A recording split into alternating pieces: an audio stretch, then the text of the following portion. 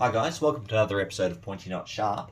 Today we're taking a look at the British number 4 Mark II bayonet for the number 4 Mark I rifle, which was the replacement for the short magazine Lienfeld. So there were a number of different bayonets designed for the number 4 rifle. Like you got the number 1, the number 2, the number 2 star, the number 3, 7, 9, and you could even make the argument that the South African variation of the 9 with the Uzi blade is another variation as well. So there's quite a few different bayonets that fit the number 4 rifle. For the purpose of this video, we're only going to look at the number 2 with a brief explanation of the bayonets either side of it.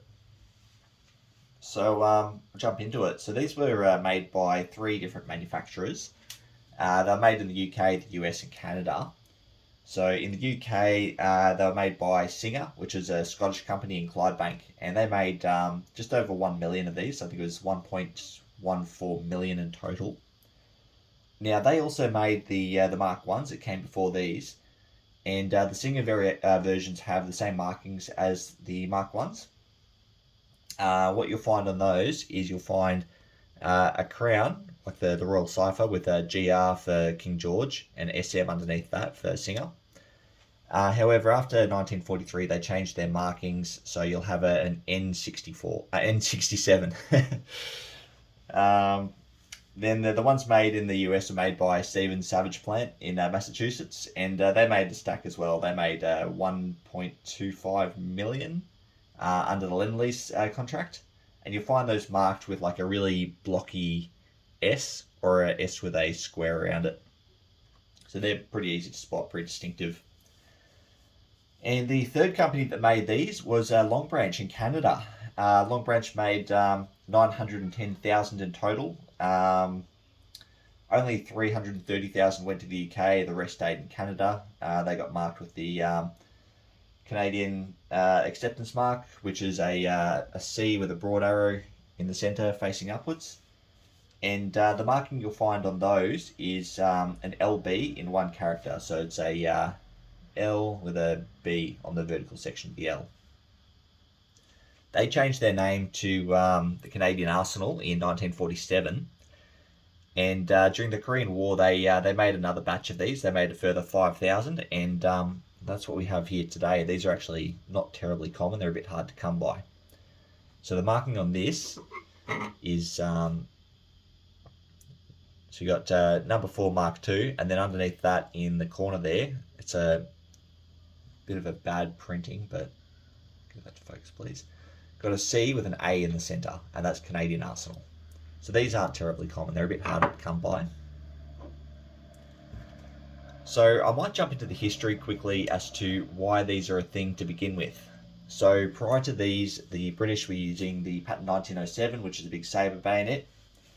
And they found that in the trenches of World War I, they weren't terribly practical, they were too long, they didn't make great sidearms, and when you stuck them into an enemy soldier, they tended to get stuck.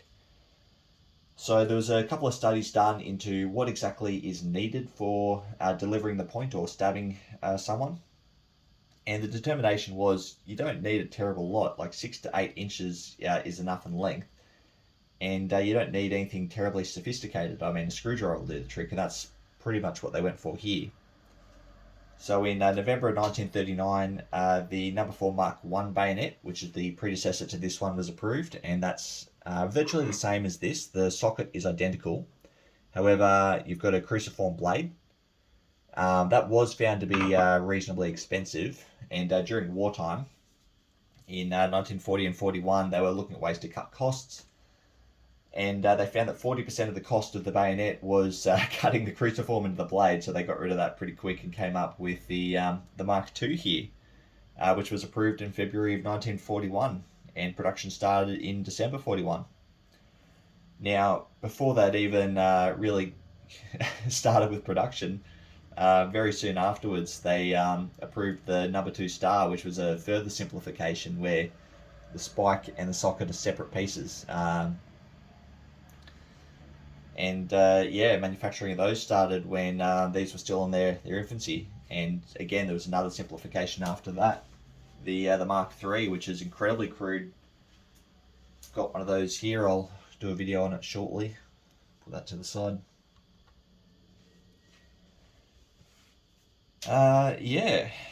They were used throughout World War II. They were deemed obsolete by I think it was 1944, but they were still in service for a fair while. And the Canadians obviously made another batch in the Korean War, as previously stated. Now, there's a couple of different scabbards you'll find on these. So what I've got here is the Mark 1 scabbard. It's the most common scabbard. There's a lot of them made. And these are made in the UK and the US, I believe, actually, in both. After this was the Mark 2 scabbard, which was only ever made in the UK. And that's just a straight wall steel tube with a rounded end. There's no ball finale. There weren't a terrible lot of those made. They're a bit harder to come by. And they were only made in the UK. And then the final types are the Type 3 and the Type 5. So the Type 3 is pretty much the same as the Type 2, except it's made of plastic instead of steel.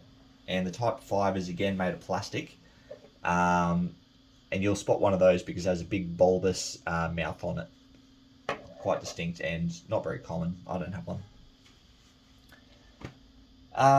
The UK also made an entrenching tool that came with this bayonet. So you could actually lock the socket onto the end of the helve from the entrenching tool. So remove the spade end and attach the helve and use it as a tool for searching for mines for engineers and infantry. And the pouch that held the entrenching tool head also had a frog on it for attaching your bayonet, which was pretty handy. Now I might jump into the construction very quickly. So very, very simple. There's not a terrible lot to it. You got a nice long spike, pretty much a screwdriver and head there. It's actually a lot sharper than it looks. No markings on the blade on this one. There are a couple out there with markings, but this doesn't have any. Then we've got a nice solid socket. It's one solid piece with a button. This button can be removed. It's very, very fiddly. I might do a separate video on it later. Essentially, to remove it, you just press, get some kind of tool like a screwdriver or a punch would probably be more appropriate, and to press this bar here through that hole, and the button will push down and come out. But very, very fiddly. I don't want to try doing it now on camera because 100% I'll knock over my tripod. Yeah, anyway, just got the socket, internal of the socket, very, very simple. As I said, you just line up your rifle, twist it on, and the spring holds it on. It's not a terrible lot to discuss there. And the frog, it's just a steel tube, ball finale, unmarked. You come across a couple of these that have a marking on the button here. It's not a real button, it's a frog stud, I guess, for attaching to the frog. But some of the Canadian accepted ones will have the C with a broad arrow stamped on that. This one does not have that. And on the mouth here, we've got some more markings. We've got the government acceptance mark. Is that focused? We've got, what's it say here? Number 4, Mark 1 scabbard, and then the manufacturer's code, which is S286.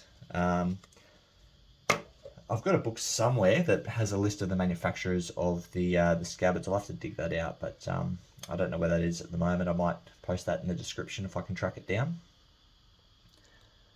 Yeah, and the only other thing to mention is that the mouth of the scabbard here, there were a couple different variations. So this one's made of an odd material. I can't remember what it's called.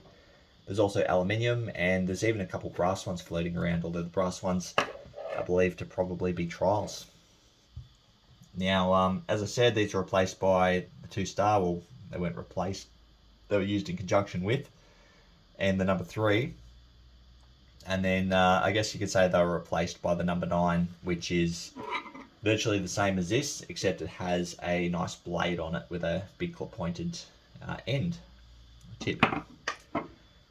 These were terribly unpopular. The troops hated them.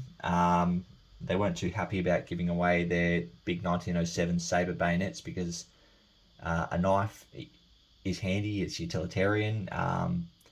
It looks a lot more functional than it really is. They were found to not be too functional in the trenches. But yeah, these were very unpopular with the troops. And really, they were only used for herding prisoners, from what I can tell. From what I've read of accounts of soldiers who used them in the Second World War, they didn't really do any bayonet charges. And these aren't nearly as scary as the giant sabers they used to have. And yeah, they weren't terribly popular, and they were not very functional, or from what I've read anyway. Anyway, guys, that's about all the information I've got on the number number 4 Mark II. As I come across each of the different variations of the number 4 bayonets, I'll do a video on each. So the number 1, the 2-star, the 3. I've got 3 here. I'll do a video shortly. I've already done a number 7 video, and when I finally track down a number 9 and a number 9 Uzi blade, I'll do those as well. If I've missed anything or made any terrible mistakes, comment below, let me know. I should probably also mention that these are extremely collectible. There's so many different variations, so many different markings you can come across. Yeah, there's literally hundreds. Collecting these is often called a fever, because once you start, you're going to have a collection of hundreds. There is one out there that I'm trying to get my hands on. You can come across a couple of these that have all 2 stars, actually. A D with a broad arrow. There's a bit of speculation they could be Australian, but that doesn't appear to be the case. That being said, I still want to get my hands on one just to compare the markings. So if you have one, I'd love to hear from you. Anyway, guys, thanks for watching. Have a good day.